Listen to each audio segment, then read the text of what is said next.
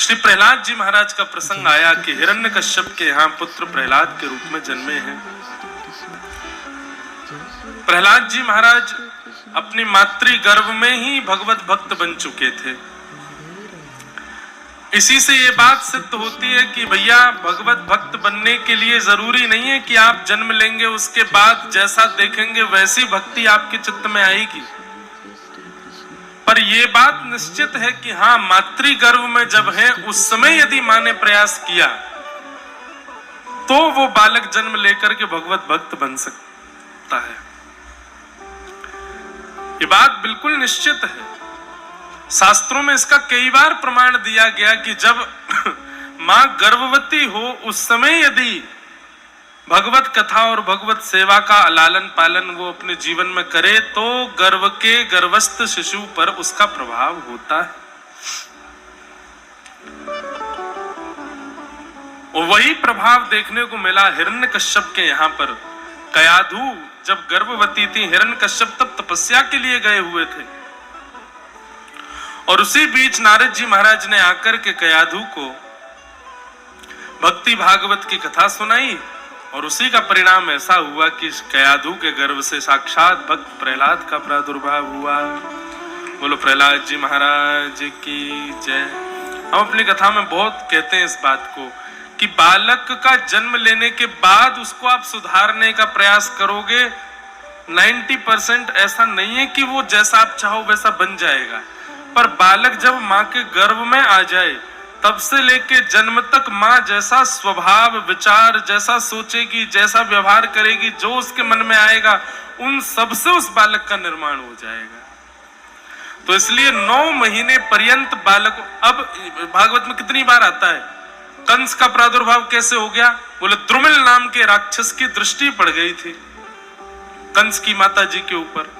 गर्भ में ही प्रभाव होता है बालक के ऊपर। इसलिए आप जन्म लेने के बाद बालक को कथा में लाओ, मंदिर ले जाओ, गुरुजनों से पढ़वाओ, आदि शिक्षा करवाओ, 90% चांस है कि वो सुधरेगा। जरूरी नहीं है, 10% ही चांस होते हैं सुधरने के। पर हाँ, गर्भ में जब बालक है उस समय आचार विचार बुद्धिमत्ता यदि माँ अपने स्वभाव को अपने वश में कर ले तो निश्चित है कि वो बालक सुदृढ़ ही होगा। और ये बात हम नहीं कह रहे, श्रीमद् भागवत में लिखा है, वर्षावधि स्त्रिया कार्यम तेन पुत्रोति निर्मल। 1 वर्ष तक, मतलब बालक के जन्म लेने से गर्भ में आने से लेके 1 वर्ष तक मां 5 नियमों का पालन कर ले। कौन कौन से नियम? सत्यम शौचम दया दानम एक भुक्तुम तु भोजनम।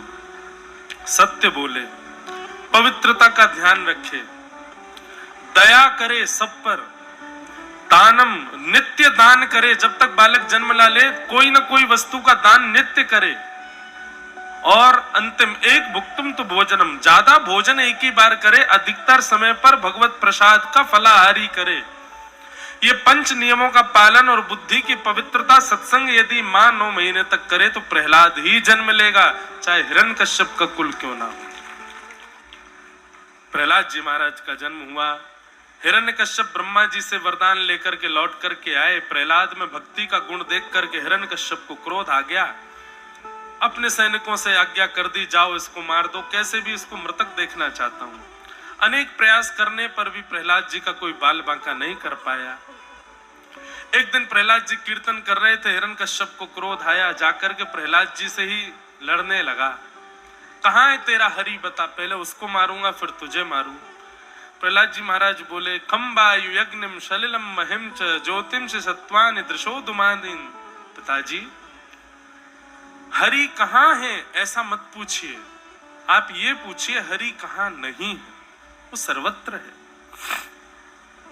सब जगह विद्यमान है पिताजी, बस देखने के लिए विश्वास की दृष्टि चाहिए। बोले अच्छा, क्या इस खम्भ में है? बोले हाँ, इस खम्भ में विद्यमान है। खम्भ का भेदन जैसे ही हिरण्यकश्यप ने किया, भेदन करके भगवान नृसिंह रूप धारण करके प्रकट हो गए। बोलो नृसिंह भगवान की। नृसिंह बन करके भगवान ने हिरण्यकश्यप के साथ में युद्ध किया।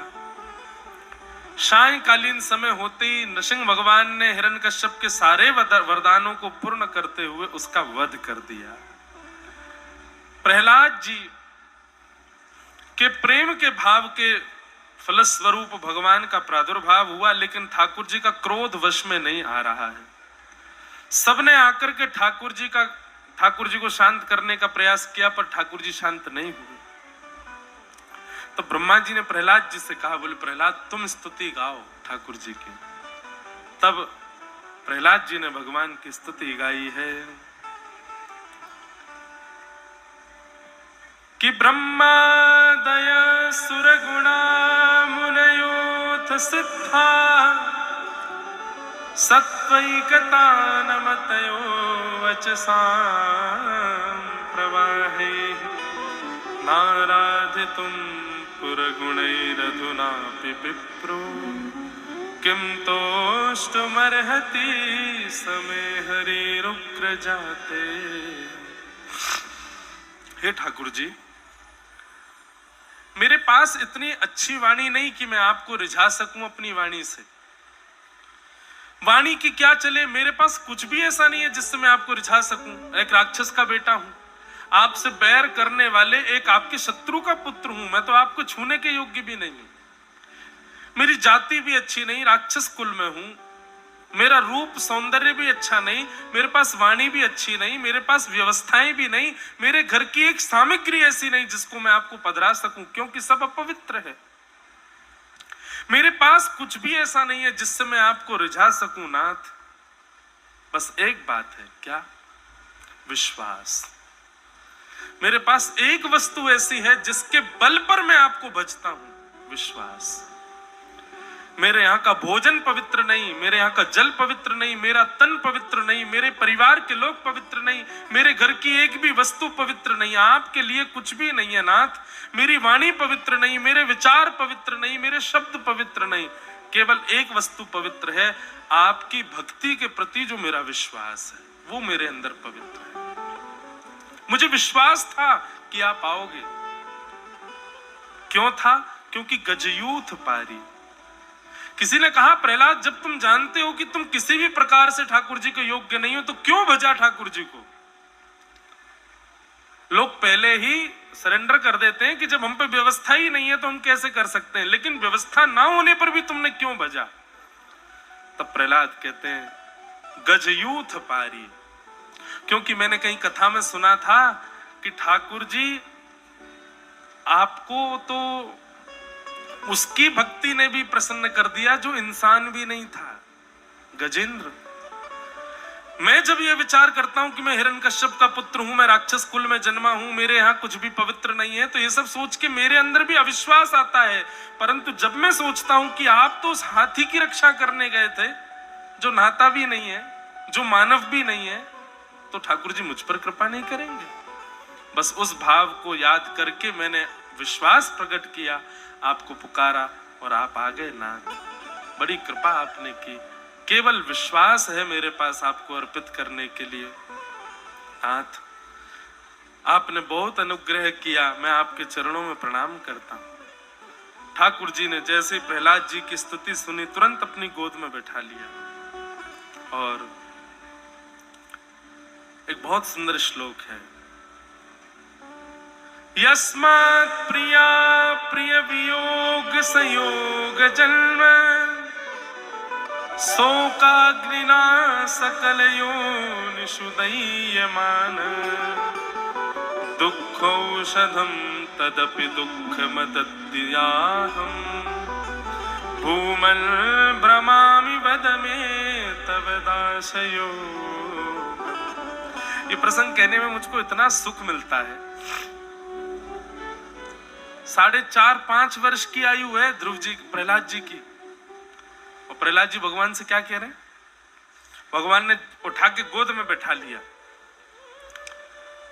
प्रहलाद जी से बोले, प्रहलाद कुछ मांगो। बोले मांगू? बोले हाँ। तो नन्हे से 5 वर्ष के बालक कितना बड़ा होता है, इतना बड़ा, छोटा सा, और वो ठाकुर जी की गोद में, विशाल नृसिंह भगवान की गोद में बैठा है, और ठाकुर जी से अपना हाथ आगे करके कहता है, ठाकुर जी मेरी हाथ की रेखा देख के बताओ ना। भगवान बोले क्या देखना है रेखाओं में? तब प्रहलाद जी महाराज कहते हैं, यस्मात् प्रिया प्रिय वियोग सयोग जन्म शोकाग्निना सकल योनिषु दह्यमानः दुःखौषधम तदपि दुःखमदित्य मह्यम भूमन भ्रमामि वद में तव दास योगम। ठाकुर जी बोले क्या देख के बताएं तुम्हारा ब्याह कब होगा? नहीं नहीं नहीं नहीं भगवान। अच्छा तो ये देख के बताएं तुम्हारे बच्चे कितने होंगे? प्रहलाद जी बोले नहीं भगवान। अच्छा ये बताएं तुम बड़े कब होगे, तुम्हारा ब्याह का तिथि कब होगी? नहीं नहीं। संपत्ति कब बड़े? बोले नहीं भगवान ये कुछ नहीं जानना। तो क्या जानना है? बोले आप मेरे हाथ की रेखा देख के ये बता दो कि मेरे भीतर आपके प्रति अनन्य दास योग कब आएगा, मैं आपका अनन्य भक्त कब बनूंगा।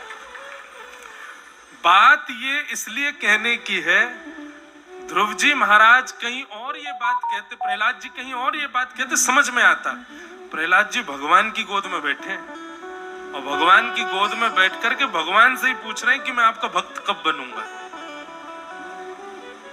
मतलब प्रहलाद जी अब भी अपने आप को भक्त की गिनती में मानते नहीं है। हम लोग यहाँ 4 दिन कथा सुन लेते हैं तो अपने आप अपने से नीचे लोगों की उपेक्षा करने लग जाते हैं। बोले हम कथा सुनते हैं तुम हमारी समानता करोगे, हम 4 घंटे ठाकुर जी की पूजा करते हैं तुम हमारी बराबरी करोगे। यहाँ प्रहलाद भगवान की गोद में बैठ करके कह रहा है कि मेरे अंदर भक्ति कब आएगी नाथ ये बताओ। इसलिए ये बात विशेष है। ठाकुर जी के नेत्र सजल हो गए। बोले प्रहलाद, लक्ष्मी डर के मारे भाग गई, शंकर आदि देवता थर थर कांप रहे, मेरे सामने आने की हिम्मत नहीं कर रहे हैं, और तुम मेरी गोद में बैठे हो, मैं तुमको इतना दुलार कर रहा हूं, तब भी तुमको लगता है कि तुम मेरे भक्त नहीं हो। तृणादपि सुनीचेन, चैतन्य महाप्रभु कहते हैं अपने आप को तृण से भी छोटा समझा करो, मैं कुछ हूं ये भाव आना ही नहीं चाहिए।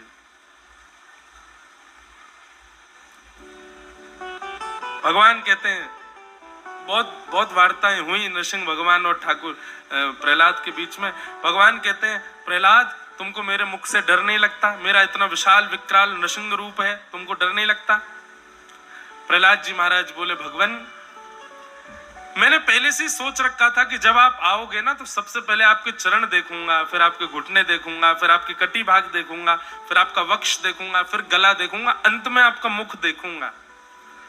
पर क्या बताऊं, जब से आप प्रकट हुए हो आपके चरणों से मेरी दृष्टि ऊपर जा ही नहीं पा रही है। इतने प्यारे चरण हैं आपके कि मैं अभी तक आपका मुख देख ही नहीं पाया हूं, मेरी दृष्टि केवल चरणों पर है। हमारे दर्शन कैसा, एक बार में ही दर्शन करके बाहर आ जाते हैं। वास्तव में बंधुओं ये दर्शन है ही नहीं। दर्शन तब मानो कि जब ठाकुर जी के सामने गए, देख करके बाहर आए तो उसके बाद कोई दिखा ही नहीं, जिसको देख रहे हैं उसमें ठाकुर जी दिख रहे हैं। जित देखूं उतित श्याममयी है, ये दर्शन है। लोग वृंदावन जाते हैं, बिहारी जी का दर्शन करने के बाद कैसे उनको पता लग जाता है कि अभी हमको लस्सी पीनी है, अभी हमको टिकिया खानी है, अभी हमको बल्ले उड़ाने हैं। बिहारी जी को देखने के बाद तो आपकी स्थिति और कहीं जा ही नहीं सकती है। निश्चित है कि बिहारी जी के बाद कहीं और स्थिति जाती है तो इसका यह मतलब है आप बिहारी जी को देख करके आए हो, कहीं बिहारी जी ने आपको देख लिया तो और किसी को देख ही नहीं पाओगे। इतना भान रहेगा ही नहीं कि लस्सी पीनी है, टिक्की खानी है, जे करना वो करना है।